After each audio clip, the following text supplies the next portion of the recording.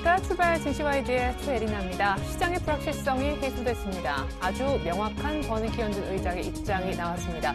양적 완화 축소 시점과 덧붙여 양적 완화 중단 시점까지 명료하게 얘기했는데요. 버냉키 의장이 이전과는 참 다른 그런 스탠스를 보였습니다. 그런데 시장이 원하는 방향 쪽으로의 불확실성이 아니었습니다. 다우는 하루 만에 200포인트를 내주고 말았습니다. 얼마만큼 빠졌을지 FOMC 회의 결과를 담은 공동 성명서 내용과 시장에 다소 충격을 안겨줬던 버냉키 연준 의장의 기자회견 내용까지 함께 정리해보겠습니다. 네, 연준은 6월 FOMC 정례 회의를 마치고 발표한 성명서를 통해 매달 850억 달러 규모의 양적 완화 정책을 유지하고 기준금리를 현 제로금리로 동결키로 결정했습니다. 또 내년 경제 전망치를 3에서 3.5%로 상향 조정하고 실업률도 6.5에서 6.8%로 전망치를 낮췄습니다. 버냉키 연준 의장은 FOMC 회의를 마친 뒤 가진 기자회견에서 경제가 연준의 전망대로 가준다면 하반기 중에 양적 완화 규모를 줄인 뒤 내년 중반쯤 이를 중단할 것이라고 말했습니다. 그러나 기준금리 인상은 먼 미래의 일이라면서 점진적인 출구 전략을 시행하겠다고 밝히기도 했습니다. 이 같은 버냉키 의장의 발언에 안전자산인 국채인 매도세가 유입됐습니다. 뉴욕 채권 시장에서 10년 만기 국채 수익률은 전일 대비 13bp나 오른 2.32%를 기록했는데요. 이는 2012년 3월 이후 가장 높은 수준입니다. 뉴욕 증시는 버냉키 의장의 양적 완화 축소 이후 중단 발언으로 인해 큰 폭으로 하락했습니다. 연준의 경기 전망 낙관도 증시 급락을 부추겼습니다. 다우는 하루 만에 200포인트 급락하며 1.3% 하락했고 S&P 500과 나스닥도 1% 이상 밀렸습니다. 그러나 앞서 열린 유럽 증시는 미 연준 결정에 관망하며 소폭씩만 하락했습니다. 네, 한 번쯤 겪어야 할 통과 의례일까요? 그렇다면 우리 시장 포함해서 향후 시장은 어떤 모습을 보일지 우리 시장 오늘 출발 상황이 굉장히 궁금해지는 날입니다. 저희가 1부를 통해서 준비한 소식 먼저 보여드립니다.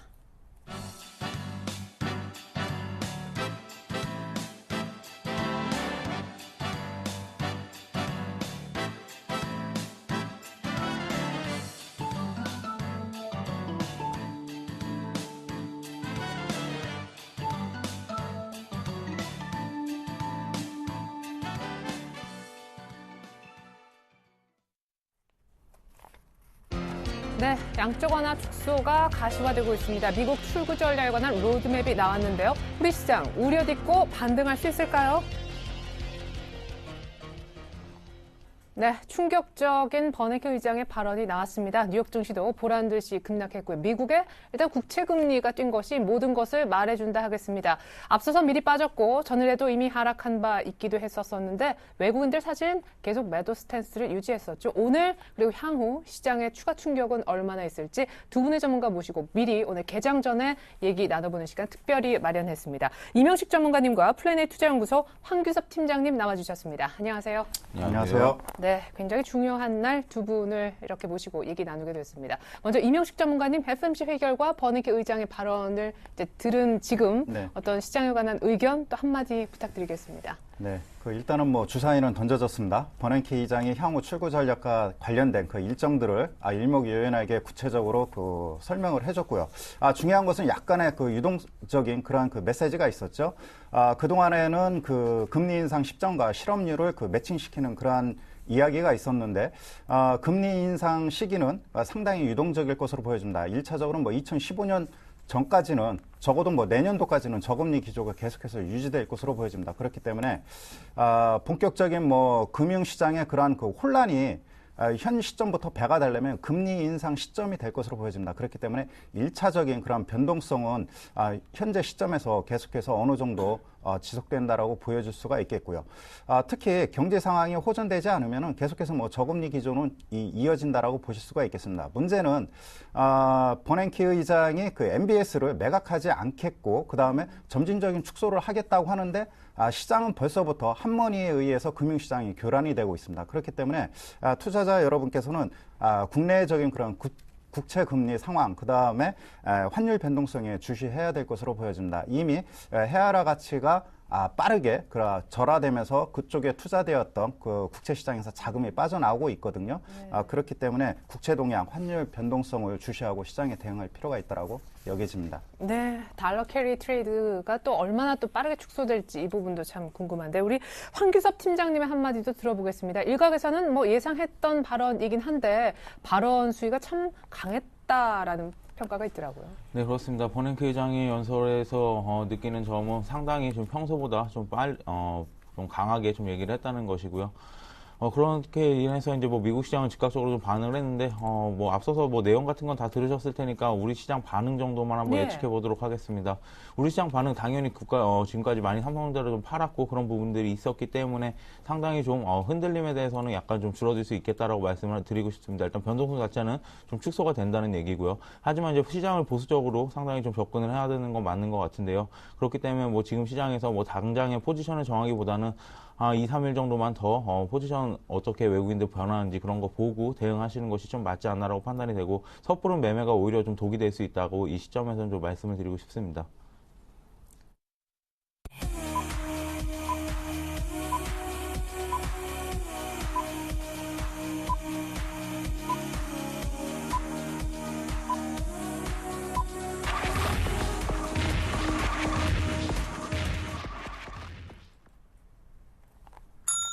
네, 6월 20일 우리 시장 열렸습니다. 그렇게 기다리고 어떤 측면에서는 기대하고 고대했던 FMC 회의 결과가 나왔습니다만은 우리의 기대를 저버리고 버냉키 연준 의장은 QE 유지가 아니라 축소와 중단 시점까지 명확히 하면서 시장에 충격을 안겼습니다. 간밤 뉴욕 증시에서 다우지수는 하루 만에 200포인트가 빠지기도 했었는데요. 미 국채 금리가 유례없이 급등한 건 당연지사였습니다.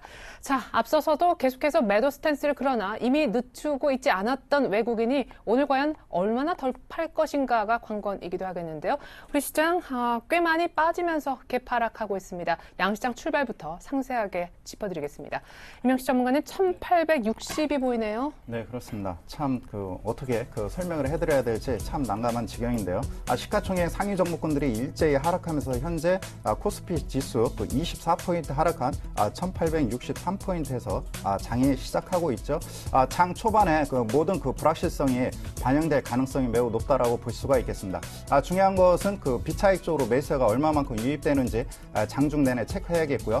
현재 삼성전자가 2% 가까이 하락하면서 134만 원대를 가격을 유지하고 있기 때문에 역시 삼성전자가 지수 하락을 주도하고 있다라고 볼 수가 있겠고, 최근에 견조한 흐름이 전개되었던 현대차의 경우에도 현재 1.4% 하락한 20만 원대에서 그나마 5일선대에서 조정이 어느 정도 형성이 되는 모습을 보여주고 있죠. 금일은 현대모비스의 경우에도 낙폭이 확대되는 그런 모습을 보여주고 있습니다. 반면에 삼성생명의 경우에는 미국에서 국채금리가 상승하다 보니까 생명이라든가 보험업종으로 일단은 선방할 것으로 보여집니다. 현재 삼성생명이 보합권에서 견조한 움직임을 보여주고 있고, 최근에 소재 섹터인 화학 섹터가 계속해서 약세를 보이고 있는데 금일 LG화학이 약 3% 가까이 하락하면서 약세 국면이 전개되고 있죠. 반면에 롯데쇼핑이 강보합권에서 형성하고 있고요. 삼성화재, 그 다음에 KTNG 등 전통적으로 내수, 경기 방어주 성격의 종목군들이 장 초반부터 선방하는 그런 모습을 보여주고 있고요. 하나금융지주, LG생활건강의 경우에도 하락폭은 미미하다라고 보실 수가 있겠습니다. 계속해서 국내 시장의 경우 전반적으로 전 업종에 걸쳐서 약세 국면이 지속되고 있는 모습이라고 보실 수가 있겠습니다. 참 삼성전자는 지금 2% 가까이 급락하고 있고요. 연중 최저치인 것 같죠? 코스피 역시 연중 최저치로 갭하락하면서 1860선대에서 장 열어주고 있습니다.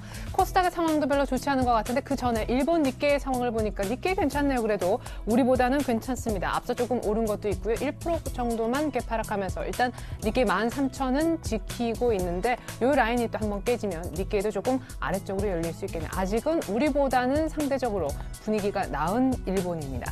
자, 이번에 코스닥의 상황 한번 알아볼까요? 코스닥도 꽤 많이 빠지면서 개파락 출발했죠. 네, 그렇습니다. 지금 시각 코스피 상황 1.35% 정도 좀 하락하면서 한 7포인트 정도 내주고 있는데요. 524.23포인트 지금 기록을 하고 있습니다. 시가총액 상위 종목이나 다른 거 여타 할 거 없이 거의 다 지금 떨어지고 있다고 보시면 될 것 같고요. 시가총액 상위 종목 중에서 상승하고 있는 종목은 거의 없다고 보시면 될 것 같습니다.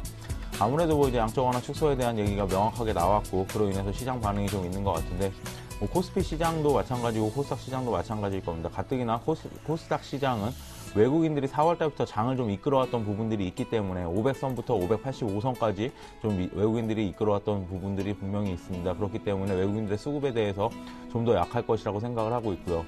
국내 증시 코스닥이나 코스피나 연하할 거 없이 역시나 이제 MSCI 이머징 마켓 지수가 좀 빠짐으로 인해서 계속해서 좀 하락할 것이라고 생각을 하고 선진국 지수 같은 경우에는 어느 정도 회복세가 좀 있을 것이라고 생각을 합니다. 이미 불확실성은 좀 해소가 됐고 그런 부분들을 명확히 해줬기 때문에 좀 빨리 회복할 수도 있지만 국내 증시 같은 경우에는 이머징 마켓이기 때문에 또한 현금화하기 가장 좋은 시장 중에 하나입니다. 그렇기 때문에 좀 어느 정도 보수적인 대응이 맞는 것 같고요. 현재 투자자별 종합, 매매 종합으로 보시면 그래도 좀 외국인들의 매수세가 오늘 좀 이어지고 있다는 것은 수급상 좀 긍정적인 모습을 좀 보여주고 있지만 이런 부분들은 장 초반에 요즘 계속 겪어왔던 정강 후약에 이런 장세로 갈 수가 있기 때문에 수급 동향 계속해서 살펴보셔야 될 것 같습니다. 네. 코스닥은 524선, 코스피는 1860, 그리고 삼성전자는 역시 연중 최저친 134만 원대. 오늘 코스피와 삼성전자는 2013년 들어 가장 낮은 주가 흐름에서 장을 열었다는 점 다시 한번 말씀드리고 싶습니다. 자, 이번에는 출렁이고 있는 사실상 거의 다 급변동하는 것이 지금 주식시장처럼만 보이시겠지만 환시장의 움직임이 더 큰 것 같은데요. 개장 분위기부터 알아보겠습니다. IBK 투자증권 김수만 연구원님 연결해보죠. 안녕하십니까? 예, 안녕하십니까? 네, 달러와 급등했을 텐데 오늘 원달러 1140원 보여줍니까? 예, 맞습니다. 현재 달러원 시장은 전일 대비 10.5원의 상승한 1141.3원의 장을 시작했습니다. 현재 상승폭이 좀 더 확대되고 있는 상황인데요.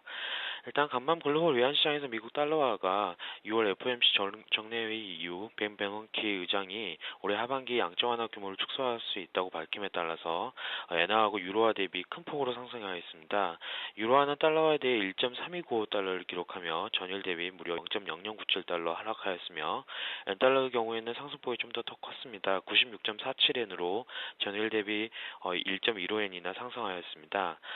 연준은 6월 FOMC를 통하여 기준금리를 0.25%로 동결하고 매달 자산 매입 규모를 현행 850억 달러로 유지한다고 밝혔으나 이후 기자회견에서 버냉키 의장이 올해 후반에 양적 완화 규모가 축소될 수 있음을 확인하고 내년 중반에 자산 매입을 종료할 가능성을 시사함에 따라서 달러화는 강세를 보였습니다. 물론 버냉키 의장이 단기금리 인상과 양적 완화 축소 간에 상당한 시차가 있을 것이라고 밝히면서 통화 긴축 우려를 잠재우려고 했지만 달러화 강세와 국채 수익률 급등 현상을 잠재우는 데 실패하였습니다. 특히 미 국채 수익률이 2.3%를 상향 돌파함에 따라서 미 국채 수요가 증가할 가능성이 커서 엔화 및 유로화 대비 달러화 강세가 단기적으로 좀 더 이어질 가능성이 클 것으로 보고 있습니다. 금일 국내 외환시장에서는 벤 버냉키 의장 발언 효과에 따라서 글로벌 달러화 강세 영향에 받아서 달러 환율이 1140원대 상향 돌파할 가능성을 타진할 것으로 예상하고 있습니다. 간밤 역의 NDF 환율 역시 이에 따른 영향을 받아서 전일 현물환 종가 대비 9.9원 급등한 1140.75원을 기록했고요. 장 초반 이에 따라서 달러 환율이 개법 상승하고 있는 것으로 보고 있습니다. 그동안 국내 펀더멘털을 우려해도 미국 출구 전략에 대한 불확실성과 수출업체 내고 물량 등의 영향으로 달러 강세 이슈가 제대로 반영되지 못했다는 점, 그리고 달러 롱플레이에 나섰던 기관 역시 확신을 가지지 못하고 포지션 정지를 반복했다는 점 등을 고려할 때 금일 일시적으로 상승 압력을 크게 반영할 가능성이 높아 보입니다. 따라서 1140원대 중반 이후까지 상승할 가능성도 충분히 열어둬야 될 것으로 판단하고 있습니다. 따라서 금일 달러 환율 레인지는 1132원에서 1145원으로 예상하고 있습니다. 네, 오늘 두 자릿수로 급등하면서 달러원 개장했는데 그 이상 추가 상승 1140원대 중반까지 레인지를 받아봤습니다. IBK 투자증권 김수만 연구원님의 외환시장 동향 얘기였습니다. 감사합니다. 감사합니다.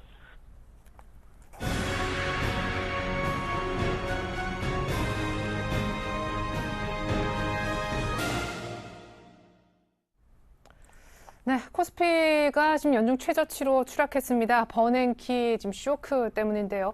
FMC 회의가 끝이 났습니다. 버냉키 의장의 발언이 FMC 성명서 내용보다 더 관심을 받았는데 경제가 연준 전망대로 가준다면 하반기에 QE 규모를 줄이고 내년 중반쯤에 이를 중단하겠다라고 얘기한 충격이 시장에 퍼지고 있는 중입니다.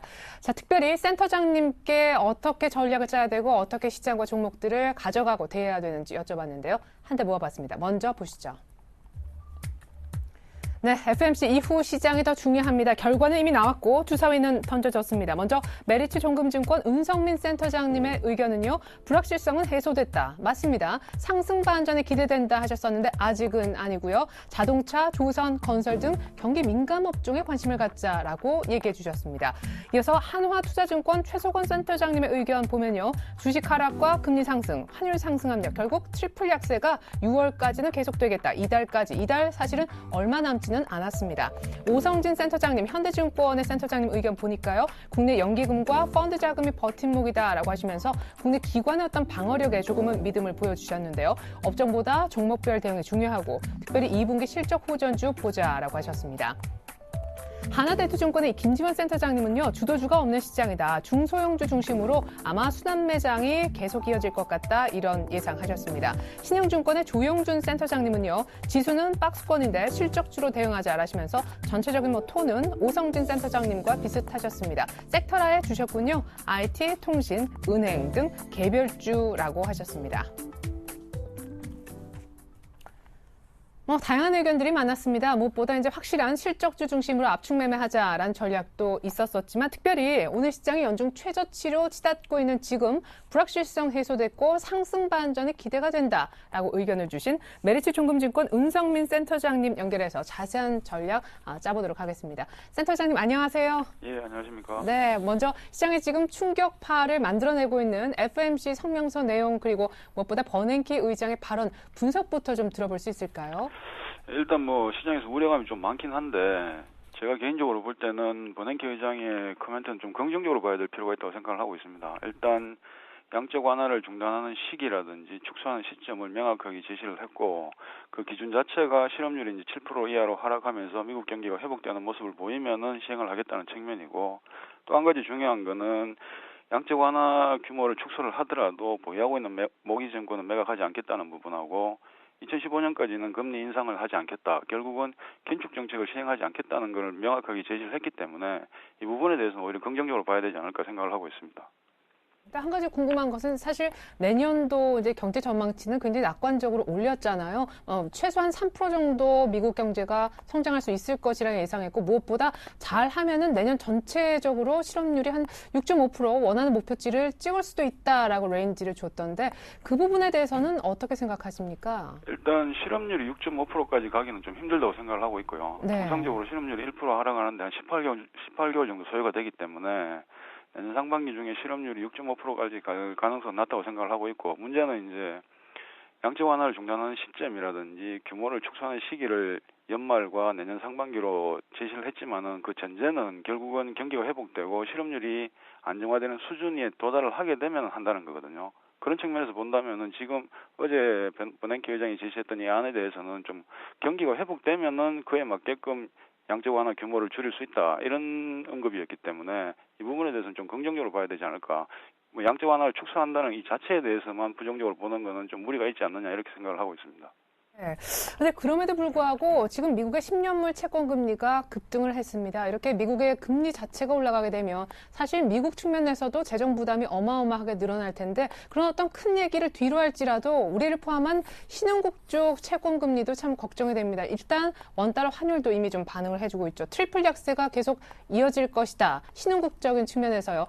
거기에 대해서는 어떤 생각 갖고 계신지 국제적인 어떤 글로벌 시장의 영향력 짚어주셨으면 합니다.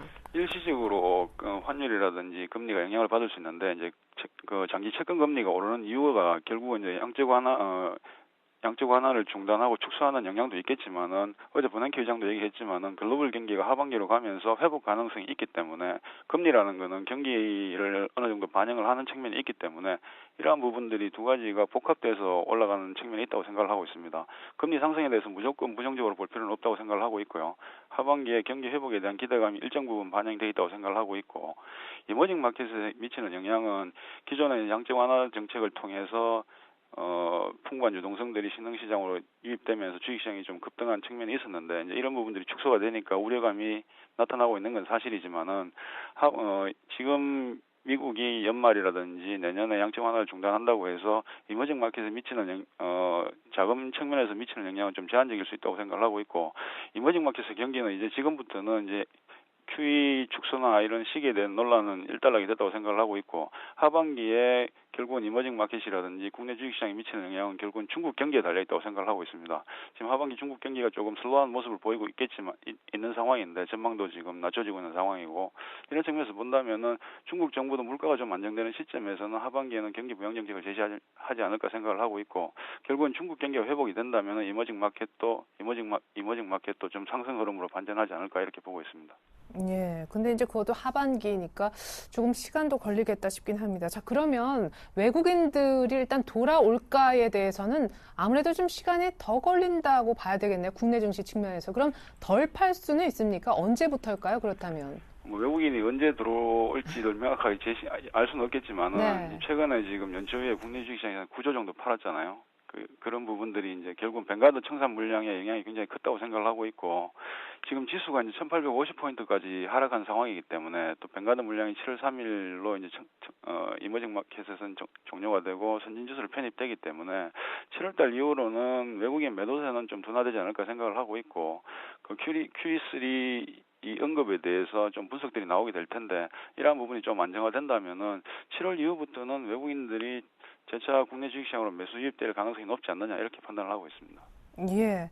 자, 그러면 이제 종합적인 전략을 한번 짜보도록 하겠습니다. 오늘 1860의 연중 최저치였는데, 그럼 벵가드 그 매물이 완전 다 소진되고 나서 7월 초부터는 외국인 수급도 기대하신다라고 하셨었고, QE 축소 얘기가 나왔지만 이것 역시 경기 어떤 회복을 전제로 한 것이라 부정적으로만 볼 필요는 없다라고 하셨습니다. 그럼 역시 주도 섹터로 아까 잠깐 표현 나왔지만 경기 민감주를 그래서 보시는 건가요? 우리 코스피와 코스닥의 전망은 어떻게 하시는지요? 일단 코스피 쪽이 주도 업종을 먼저 말씀을 드리면은, 지금 1850포인트라는 건 PBR 1배를 하회하고 있는 상황이고요. 밸류에이션 측면에서 굉장히 매력적인 구간에 진입한 상황이고, 어제 버냉키 의장도 얘기를 했지만은, 하반기 경기에 대해서 일정 부분 회복에 대한 기대감을 갖고 있다면은, 지금은 최근에 급락했던 경기 민감주, 자동차라든지 조선, 건설, IT 이런 쪽에다 관심을 가져야 되지 않을까 생각을 하고 있고, 코스피와 코스닥을 비교한다면은 코스닥이 최근에 조금 조정은 받았지만은 연초 이후 굉장히 급등한 상황이고, 코스닥이 코스피 대비 지금 프리미엄을 받고 있는 상황입니다. 그리고 코스닥 자체가 코스닥에서 대형주들이 차지하는 비중이 굉장히 낮기 때문에 지금은 코스닥보다는 코스피가 훨씬 더 매력적이지 않느냐 이렇게 판단을 하고 있습니다. 예. 근데 사실 다른 분들은 이제 2분기 실적주로 압축하자라는 의견만 좀 주시고, 오히려 이제 경기 민감주를 사자라고는 얘기를 안 하셨는데, 지금 얘기하신 부분에 IT가 빠져 있는 것도 상당히 좀 인상적이거든요. IT는 선별적으로 좀 대응을 하자는 거죠. 예. 삼성전자 같은 경우에도 130만 원 수준이면 매력적이라고 생각을 하는데, 삼성전자는 130만 원에서 150만 원 정도 레인지에서 트레이딩을 해야 되지 않을까 생각을 하고 있고, IT 중에서는 오히려 LED 관련된 서울 반도체라든지 지금 2차 전지에 대한 기대감인 SDI 이런 종목을 좀 압축해서 접근할 필요가 있다고 생각을 하고 있습니다. 네, 그래요. IT에 대해서 어떤 압축과 선별이 좀 필요하다라고 하셨습니다. 코스닥보다는 코스피가 조금 더 유리한 국면이지 않나 얘기하셨는데, 수익률 측면에서요. 코스피의 그럼 이제 바닥은 요 정도가 될까? 단기 바닥이 오늘로 봐도 됩니까? 저점을 명확하게 얘기하기는 힘들겠지만은, 네. 제가 저번에도 한 말씀을 드렸는 것 같은데 PBR 1배에 대한 지지력은 굉장히 높다고 생각을 하고 있습니다. 지금 대외적인 변수가 국내 주식시장을 둘러싸고 있는 대외적인 변수가 우호적이지 않지만은, 국내 기업들이 보수적으로 잡더라도 연간 90조의 이익은 낼 수 있는 체력을 확보했다고 생각을 하고 있습니다. 그런 측면에서 본다면은 1900포인트 이하에서는 굉장히 매수할 수 있는 구간이라고 생각을 하고 있고요. 단기적으로 보더라도 한 1850포인트 정도 수준이면은 주식을 매수하기에는 좋은 시점이 아닐까 이렇게 판단을 하고 있습니다. 네, 감사합니다. 무엇보다 버냉키 현준 의장의 발언, 또 FOMC 회의 이후 시장이 굉장히 좀 시무룩해 있는데, 또 은성민 센터장님 얘기 들어보니까 한번 사볼까 기대감도 생겼던 시간이었던 것 같습니다. 지금까지 메리츠증권증권 은성민 리서치 센터장님의 도움 말씀 들어봤습니다. 분석 감사합니다. 네, 고맙습니다.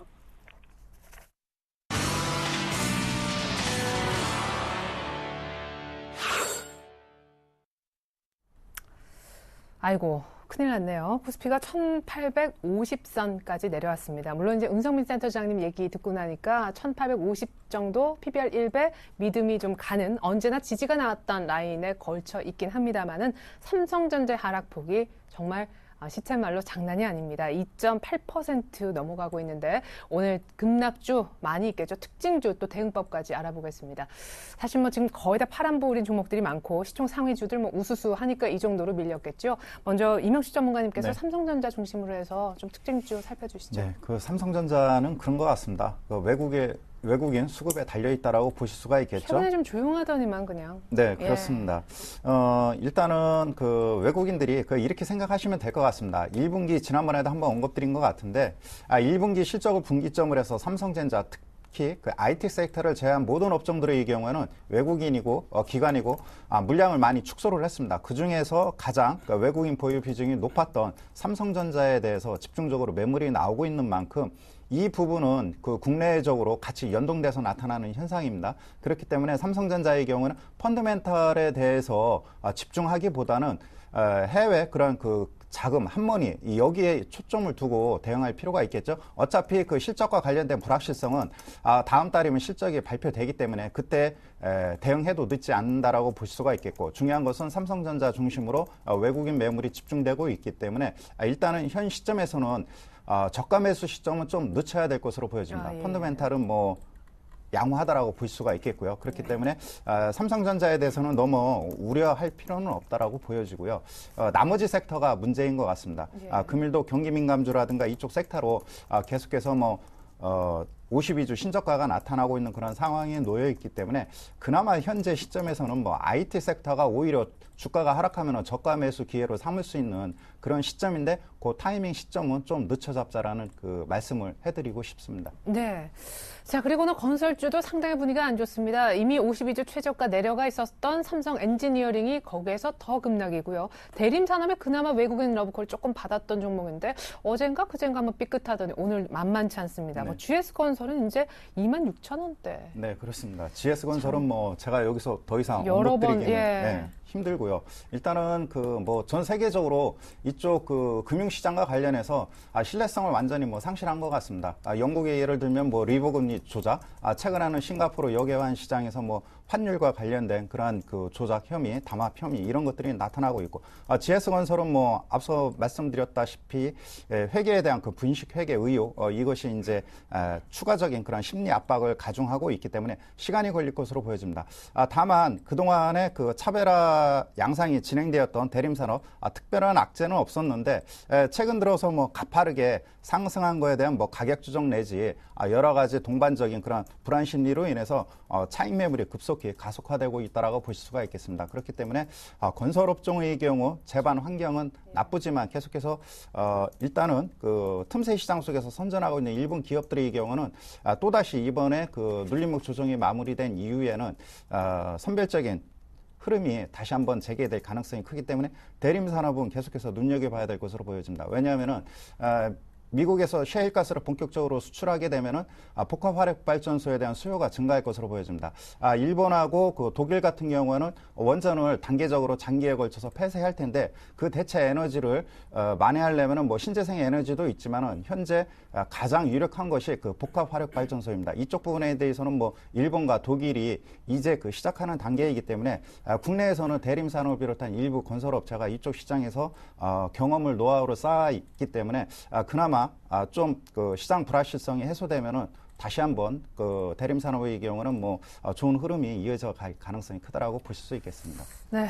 코스피는 1850선, 그리고 지금 현재 코스피가 한 1.5% 빠진다면은 코스닥은 2%가량 조금 더 많이 빠집니다. 520선도 깨질 수 있겠습니다. 현재 521.1이고요. 코스피에 지금 업종별로 보면 건설주가 가장 많이 빠지고 그 다음으로 IT가 빠지는데 코스닥도 IT 부품주가 오늘 굉장히 부진합니다. 코스닥 쪽에는 특징 좀 한번 볼까요? 네, 코스닥 시장 일단 상한가 올라가고 있는 종목이 한 종목 보이네요. 오늘 같은 날. 네, JYP 엔터인데요.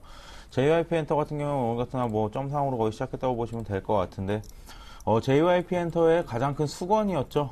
비상장 회사인 JYP를 좀 흡수합병한다는 네. 소식이 좀 있었습니다. 합병 내용이야 공시를 참고하시면 될 것 같고요.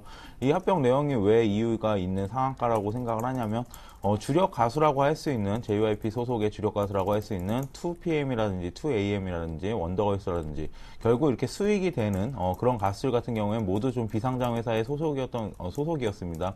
그렇기 때문에 JYP 엔터에서 꼭 재무구조뿐이 아니라 기업가치 제고 측면에서 본다면 이런 기업가치 제고 측면에서 합병 자체가 좀 큰 이슈가 부각이 되는 것 같고요. 이 랠리는 당분간 좀 이어갈 가능성이 높다고 생각을 하고 있습니다. 왜냐하면 장시장 상황도 매우 좋지 않은 상황이고 그렇기 때문에 이런 이슈로 인해서 개별 종목이 주목받는 건 좀 어느 정도 당연하다고 생각을 하고 있고요. 하지만 이제 뭐 지금까지는 뭐 보유하신 분들 관점에 위주겠고 한번 이렇게 흔들림이 나올 때는 크게 좀 당하실 수 있으니까 지금 뭐 접근하시는 건 좀 별로 추천드리지 않도록 하겠습니다. 네. 그리고 말씀해 주신 것과 마찬가지로 시가총액 상위 종목들 중에서도 가장 많이 좀 떨어지고 있는 종목군이 그 휴대폰 부품주라고 보시면 될 것 같은데 뭐 파트론이라든지 KH 바트게이라든지 지금까지 계속 시장을 좀 이끌었던 주식들이 지금 3%에서 4% 내외로 좀 하락하고 있다고 보시면 될 것 같습니다. 삼성전자 자체가 150만 원 선에서 130만 원 아래까지 지금 130만 원 선까지 조정을 받고 있고요. 그로 인해서 휴대폰 부품주에서 가장 크게 염려를 하는 것은 아무래도 CR 압력일 것입니다. 2분기 실적까지 자체야 갤럭시 S4 초도 물량이라든지 이런 부분들로 인해서 분명히 최대 실적 갱신이 예상이 됩니다. 하지만 휴대폰 IT 부품주 같은 경우에 시장이 기대했던 부분은 이제 부품주로서 지금까지 역사적으로 받아왔던 포워드 퍼가 6에서 7배였는데 그런 부분을 8에서 9배 많게 해주면 업종별로 다르겠지만 10배까지도 좀 줄 수 있다는 이런 부분이 좀 컸습니다. 하지만 이제 그거는 장기적인 성장성에서 나온 얘기였고요. 지금 같은 경우는 이제 다시 한번 CR 압력을 받게 된다든지 오히려 뭐 자화전자 같은 경우에는 AF 액츄얼레이터에서 독점적인 기술을 갖고 있음에도 불구하고 그런 부분들을 뭐 이원화할 수 있다는 얘기도 나오고 있고요. 뭐 디오텍 같은 경우에나 인프레어 같은 경우에도 러닝 개런티를 좀 소프트웨어당 받기로 했는데 그런 부분들이 판매량 감소로 인해서 좀 줄어드는 부분들이 있겠고요. 뭐 개별 기업들도 이렇지만 뭐 전체적으로 한 20-30개 되는 기업들 자체가 전부 다 뭐 조정을 크게 좀 받고 있다고 보시면 될 것 같습니다. 예. 그래요. 일단 코스닥의 또 분위기 잠깐 봤습니다. 오늘 같은 날 상한가 가는 JYP 엔터라는 종목도 있었고 이번엔 잠깐 거의 나홀로 상승한다 싶은 섹터가 있어서요. 바로 보험주입니다. 최근 들어 조금 조짐이 보인다 싶긴 했었는데 이 금리가 올라갈 기미가 이제 조금 보이자 오른다 이런 분석이네요. 네. 현재 한 2-3주 전서부터 나타난 그런 현상이죠. 보험주 섹터의 경우에는 당분간 이러한 현상은 시장의 대안주로서 지속될 그런 가능성이 큰데요. 6월 중간 배당을 앞두고 여기서 또 수급이 반전되면은 또 다른 쪽으로 매기가 이동될 가능성이 크기 때문에 그렇다고 너무 보험주에 집중할 필요는 없다라고 보여집니다. 그렇기 때문에 시장 대안주로서 약간의 그러한 방어적 성격으로 접근해야지 여기서 뭐 국채금리가 상승한다 해서 향후 계속해서 금리 상승이 이어지는 건 아닙니다. 그렇기 때문에 현재 시점에서는 방어주로서 보수적으로 대응할 필요가 있겠고 기존의 중간 배당을 노리고 일단 시장에 대응하신 분들은 6월 말까지 적어도 계속 보유해 나가도 괜찮은 그런 상황이라고 보실 수 있겠습니다. 네.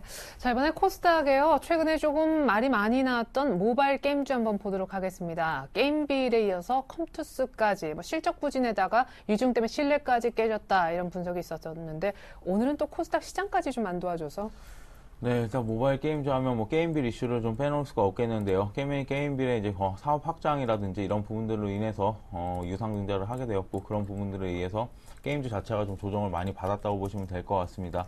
하지만 게임주 같은 경우에 이제 모바일 게임주 같은 경우에 제가 예전에도 한번 말씀을 드린 것 같은데 수익 구조가 좀 많이 좀 변하고 있습니다. 그렇게 변하고 있는 가장 큰 이유 중에 하나는 아무래도 게임 플랫폼의 좀 이동에 따라 좀 변한다고 보시면 될 것 같은데요. 게임 플랫폼이 지금까지는 이제 안드로이드라든지 아니면 이제 애플 마켓이라든지 이런 부분들을 통해서 5대5나 6대4로 수익 구조를 좀 배분하는 구조였습니다. 네. 하지만 지금 같은 경우에는 카카오톡이라는 또 하나의 복병이 좀 존재를 하죠. 요즘 같은 게임 같은 경우에는 그 기존에 있던 플랫폼만으로는 성공하기가 매우 힘듭니다. 그렇기 때문에 카카오톡이라든지 라인이라든지 메신저들을 통해서 좀 해야 되는데 그렇게 되면 수익을 한 번 더 깎아먹는 구조로 가게 됩니다. 또한 이제 카카오톡 얘기를 잠깐 하자면 카카오톡 같은 경우에 게임이 계류된 것이 한 달에 몇십 건이 넘어갑니다. 결국에는 마케팅 비용을 쓰거나 좀 더 많은 금액을 지불해야 게임을 런칭할 수 있다는 건데요. 이런 부분들을 생각을 해본다면 경쟁은 계속해서 심화되고 있고 수익성은 줄어들고 있기 때문에 처음에 줬던 포워드폴을 약간은 좀 낮춰잡을 필요성이 있다고 생각을 하고 있습니다. 그렇기 때문에 업력이 아직 살아있고 그리고 재무구조가 튼튼한 계속해서 시장이 좀 안 좋다고 해도 아무래도 온라인 게임 쪽 모바일 게임 쪽에서도 어느 정도의 치킨 게임은 일어나겠죠. 그런 부분을 버틸 수 있는 기업을 선정하는 것, 그것이 참 중요할 것이라고 생각하고 있습니다. 네. 자, 이렇게 해서 저희가 잠깐 화학주를 보지 않을 수가 없습니다. 잠깐 거래소로 다시 좀 넘어가 보겠는데요. 삼성전자 낙폭은 역시 2%대 후반인데 오늘 2, 3%또 빠지는 쪽이 시가총액 상위 종목 몇 종목만 그냥 잠깐 훑어보더라도 LG화학, SK이노베이션 등인 것을 알 수가 있습니다. 오늘 같은 날 금호석유는 또 롯데케미칼과 함께 4% 동반 하락인데 이 화학주는 뭐 거의 에스텍스 그룹 수준이네요. 네, 그렇습니다. 들고 있으면 하락하고 들고 있으면 하락하고. 네, 현재 시점에서는 뭐 동반적으로 매도세가 나타나고 있는데 2, 3일 전에 그런 주가 흐름으로 돌아가 보면은 IT 자동차, 특히 현대차를 비롯해서 금일도 자동차 섹터가 선전하고 있는데 2분기, 3분기 실적 관련주에 있어서 차별화 양상이 나타난다라고 볼 수가 있겠습니다. 뭐 출구 전략과 관련된 그런 불확실성 요소로 동반 하락하고 있지만 시장을 차분하게 접근해 보면은 실적주와 비실적주 간의 차별화 양상이 나타나고 있고 그 이면에 중국 관련 소재 섹터가 직격탄을 맞고 있다라고 볼 수가 있겠습니다. 이러한 요인은 2분기 실적에서도 롯데케미칼의 경우 전분기 대비 40% 정도 영업이익이 감소할 것으로 보여집니다. 그렇기 때문에 한 가지 희망적인 거라면은 3분기, 4분기의 경우는 계절적 성수기로 인해서 재고가 감소할 여지가 있겠고요. 중요한 시점은 2분기가 업황과 다시 한번 주가 바닥이 의미 있는 저점을 찾는 그런 시점이 아닌가 이렇게 판단이 됩니다. 그렇기 때문에 현재 시점에서는 뭐 어떻게 손쓸 그런 대응은 아니지만은 향후 중국에서 어떤 모멘텀이라든가 경기 지표를 보고 대응할 수밖에 없는 그런 상황이라고 볼 수가 있겠고, 다만 일부 중장기성 자금의 경우에는 뭐 점진적인 그런 저가 매수 신호가 나타나고 있다라고 볼 수 있겠습니다. 네. 자, 오늘은 뭐 다른 것보다도요, 시장 전략과 이런 것들에 대해서 얘기를 좀 많이 해봤으면 합니다. 사실 제 개인적인 생각이긴 한데, 분위기가 너무 안 좋으니까 지금 주식 좀 쉬어야 될 때가 아닌가, 이런 질문도 좀 드려보고 싶은데요. 이명식 전문가는 지금 주식 갖고 있으면 또 빠지고, 빠질 네. 걱정하면서 주식 투자를 어떻게 하죠? 좀 쉬어야 되는 거 아닙니까? 그렇죠. 어느 정도 시기는 늦어진 것 같고요. 예전에 이런 말씀을 드린 것 같습니다. 금리 인상 시점, 보수적으로 진짜 시장 대응하기 힘드신 분들의 경우는 금리 인상 시점에서 하자. 근데 그 금리 인상이 2015년 초로 잡고 있고요. 그 과정에서 일부 뭐 실적이 좋았던 뭐 IT, 그리고 일부 부품주의 경우는 불확실한 장세에서 급격하게 큰 폭의 상승 흐름을 하거든요. 그렇다 보니까 투자자 여러분들이 쉬기는 그렇고, 그렇다고 손실난 것을 마냥 기다리자니 그렇고, 계속해서 시장 변화에 맞게끔 대처하고자 노력은 하시는데 시장은 그렇지가 않죠. 참 힘든 상황입니다.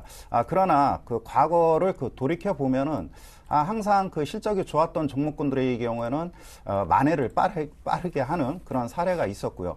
그리고 뭐 경기가 안 좋다고 하지만은 서서히 가셔야 되고 있는 그런 시점에 놓여 있기 때문에 현재는 2007년도, 8년도에서 비롯된 그런 금융위기가 이제는 매듭을 짓기 위한 그런 반환점에 놓여 있다라고 보실 수가 있겠습니다. 양적 완화를 시작해서 출구 전략으로 나가는 그런 마지막 고비이기 때문에 여기서는 좀 더 오기로라도 가지고 버티는 그러한 자세가 필요하지 않을까 이렇게 판단이 되고요.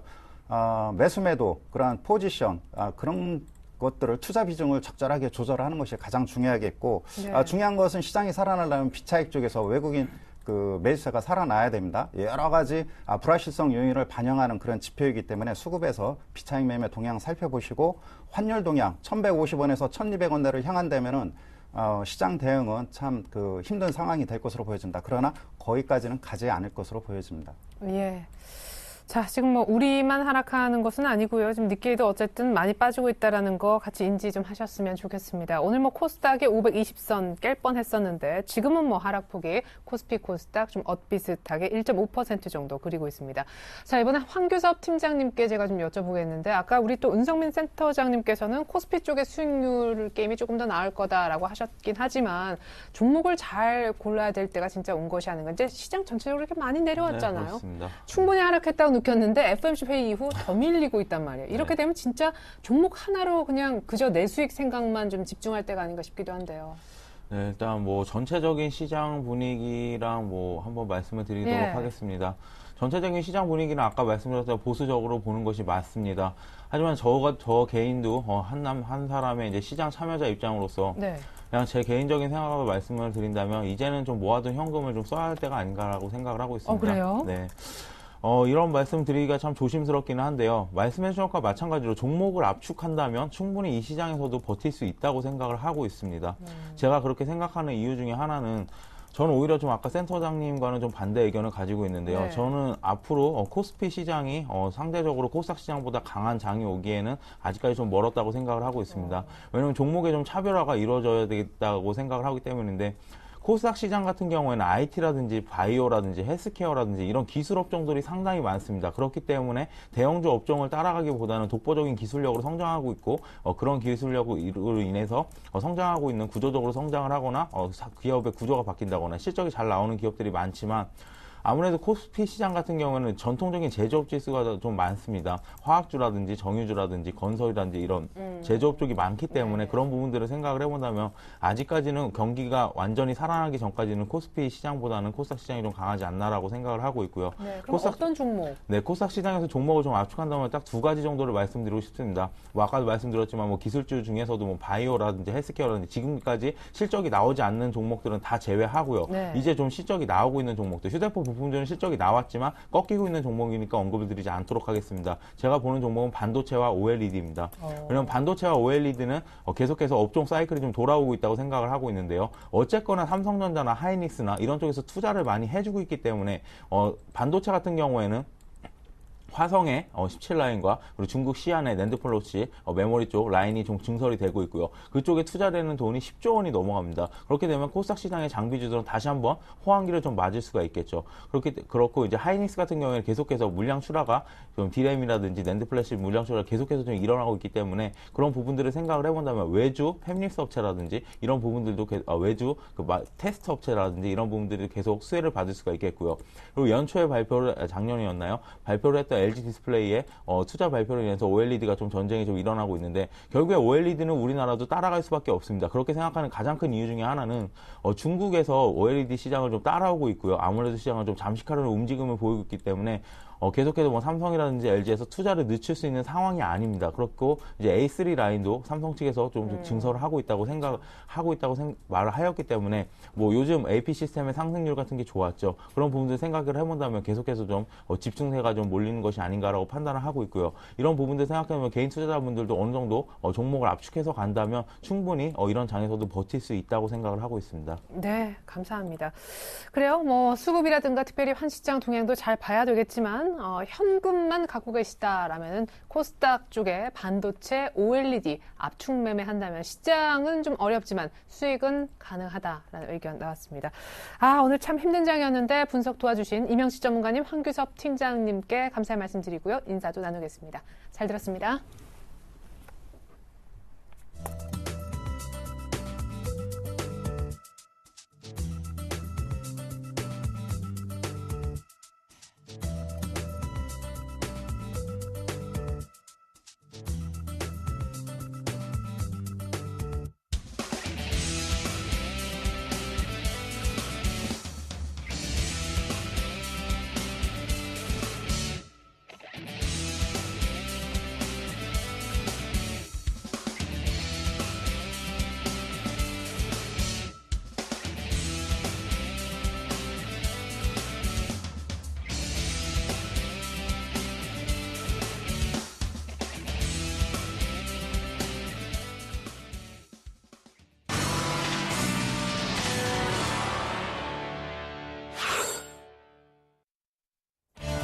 안녕하세요. 주식승천 AS센터 김혜영입니다.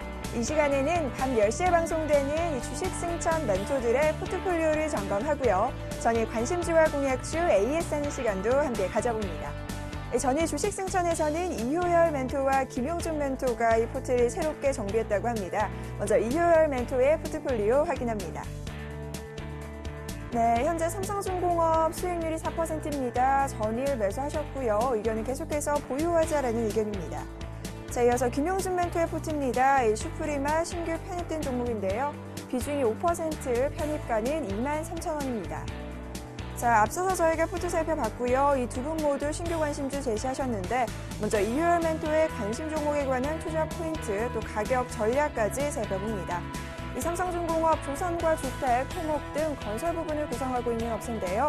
특히나 최근 나이지리아 쪽 모멘텀이 부각이 되고 있습니다. 이 삼성중공업의 편입가는 34,200원, 목표가는 39,000원, 순절가는 33,500원입니다. 자, 이어서 김용준 멘토의 신규 종목도 확인해 봐야겠죠. 슈프림합니다. 향후 실적 개선에 대한 기대감이 강하게 들어오는 종목인데요. 매수가가 23,000원, 목표가가 27,000원, 손절가는 22,000원입니다. 네, 앞서서 이 신규로 살펴본 두 종목 현재가 흐름 체크해 봅니다. 자, 현재 삼성중공업이 1.82% 하락 흐름입니다. 35,050원에 거래 중이고요. 자, 이어서 슈프림합니다. 역시나 하락 흐름 약세입니다. 현재 23,350원에 거래되는 모습입니다. 저는 내일 이 시간 주식승천 AS센터로 다시 돌아오겠습니다.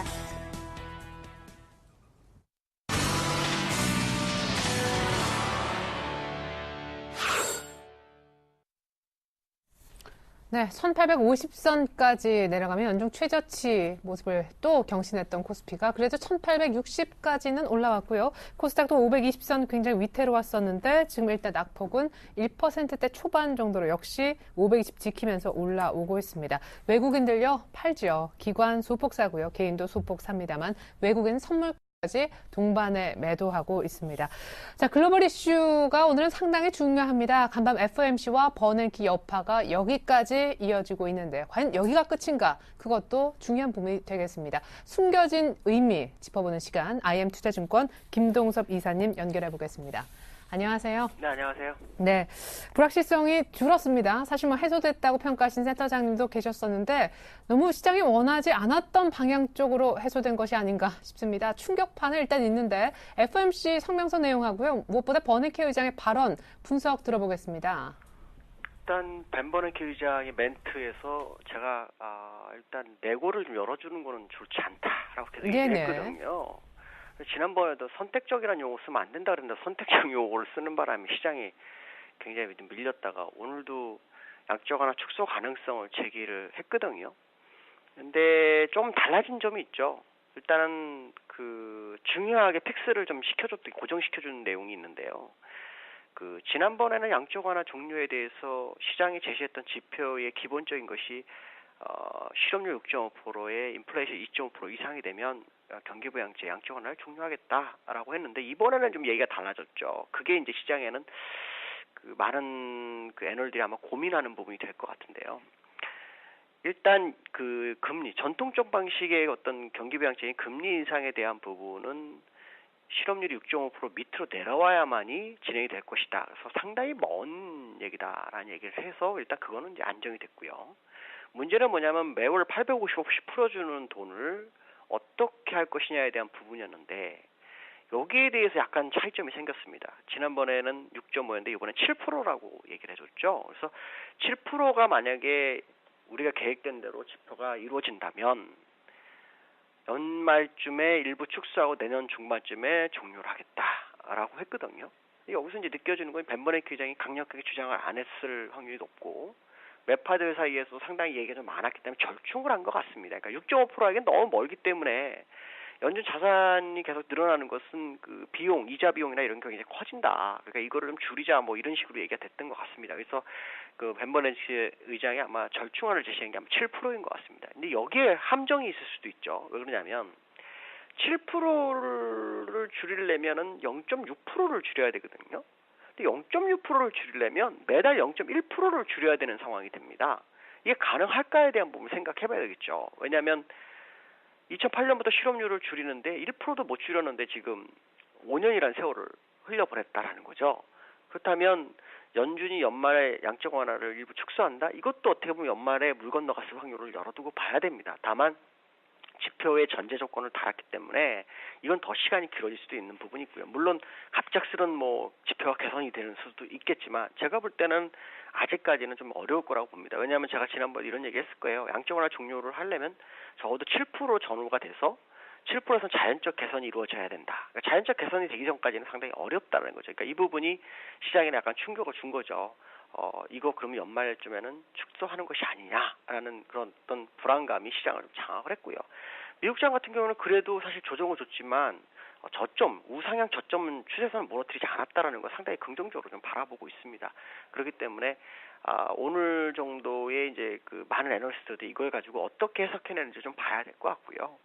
제가 보는 결론은 결국 벤 버냉키 의장 임기 내에는 축소가 좀 어렵지 않겠느냐, 7%를 맞추기가 좀 어렵지 않겠나 이렇게 판단하고 있습니다. 네.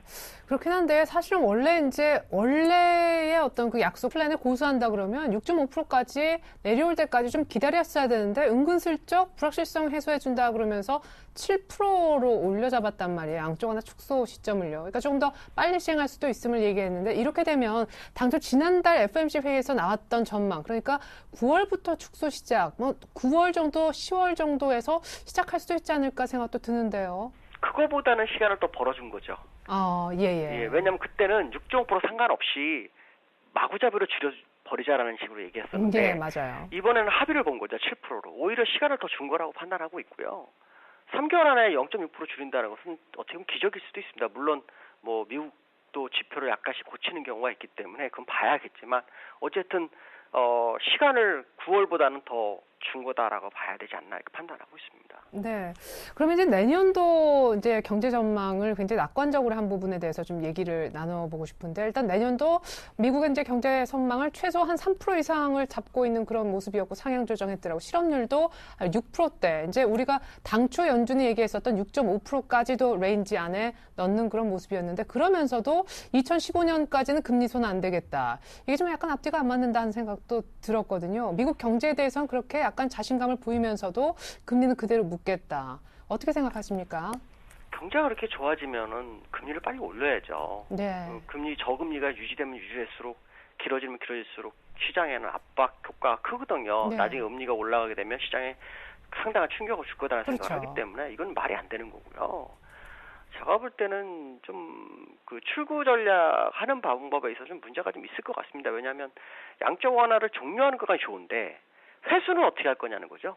방법이 없어요. 지금으로서는. 그러니까 아마 최대한 시간을 끌기 위한 전략 쪽에 매파들의 어떤 의견을 충분히 받아들여서 아마 협상을 한 정도로 받아들여야 될 것 같고요. 미국 경제가 내년에 그 정도까지 성장한다면 정말 좋겠죠. 왜냐하면 글로벌 장에도 그만큼 영향이 된다라는 것을 생각해야 되고, 또 미국이 살아날 때 자신감이 생기기 때문에 상당히 좋겠지만 아직까지는 제가 볼 때는 너무 앞서 나온 것이 아닐까라는 생각을 해보고 있습니다. 네, 전체적으로 이제 양쪽 하나 축소 중단 시점까지 약간은 명확해진 상황에서 출구 전략이 시장의 화두로 떠오르게 됐는데, 이제 QE는 마약과도 같은 거다라고 하면서 유럽 쪽엔 경계 목소리도 나왔다고 하죠. 시간 관계상 그 얘기는 오늘 못 나누겠고요. 곧바로 조언 좀 들어보겠습니다. 전일 하필이면 FMC 결과 듣기 전날 골드만삭스가 출구 전략 시행 때는 한국이 참 잘 버틸 거다라고 굉장히 매력적이다 얘기를 했었었는데요.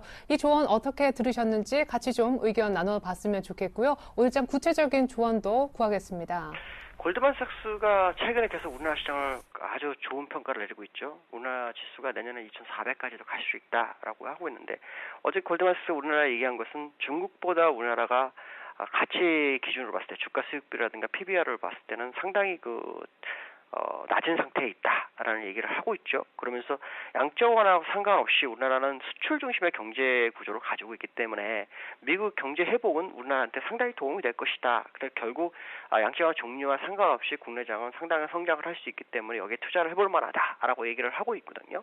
제가 볼 때 우리나라는 사실 글로벌장에서 가장 왕따를 많이 당해서 상승도 한 게 없기 때문에 사실 외국인들 입장에서는 메리트가 상당히 크다라는 생각을 해봐야 될 것 같고요. 다만 우리나라는 파생 상품 시장에 있어서 너무나 악의적으로 시장을 이끌어가는 파생 선물 때문에 문제가 좀 되고 있지만 어쨌든 그 부분도 어느 정도 해결 국면이 있다라고 판단하고 있고요. 일단 지수가 오늘 지금 굉장히 이번 주가 되게 중요한 주입니다. 1889 정도까지는 이번 주에 맞춰야만이 시장이 상당히 좀 긍정적으로 바라보고 있거든요. 이 부분이 되는지를 좀 보셔야 될 것 같고, 가장 중요한 것은 수급적인 부분에 있어서 제가 보는 견해로는 외국인들이 누적적으로는 이제 매수를 해야 됩니다. 선물이고 현물이고요. 그러니까 이들이 이번 주가 이제 오늘과 내일 남아있죠. 매수 전환을 하는지 꼭 확인해야 됩니다. 이거는 제가 각 가끔 방송에다 말씀드렸었지만 그때마다 그 외국인들이 그 추세를 바꿨던 그 시점에 그 기술적 분석 똑같은 상황인데 지금은 외국인들이 매수로 전환을 해야 되는 그런 자리 확률이 굉장히 높기 때문에요. 오늘 개파락은 상당히 좀 의미가 있다라고 봅니다. 특히 우리나라는 일봉상 개파락이 2번이 오면 거의 바닥이었을 확률이 10개 중에 9개였다라는 거. 그 얘기는 오늘이 개파락이라는 것은 오늘이 공포를 유발한 마지막 하락이었을 수도 있다는 생각을 한번 해보면서 접근해볼 필요성이 있습니다. 예, 감사합니다. 향후에도 어떻게 대응하면 좋을지 일단 오늘, 내일, 이번 주라 그래봤자 내일까지밖에 없는데 내일 또 더 자세한 내용 얘기 나눠봤으면 좋겠습니다. 무엇보다 FMC 관련된 굉장히 자유로운 또 김동섭 이사님의 분석 들어볼 수 있었습니다. 감사합니다. 네, 감사합니다. 네, 코스피 1860 그래도 좀 올라왔고요. 코스닥은 낙폭 많이 줄여서 1% 정도만 하락하고 있습니다. 외국인 11째 팝니다. IT, 삼성전자 오늘 많이 부진합니다. 전 잠시 후 2부로 다시 올게요. 고맙습니다.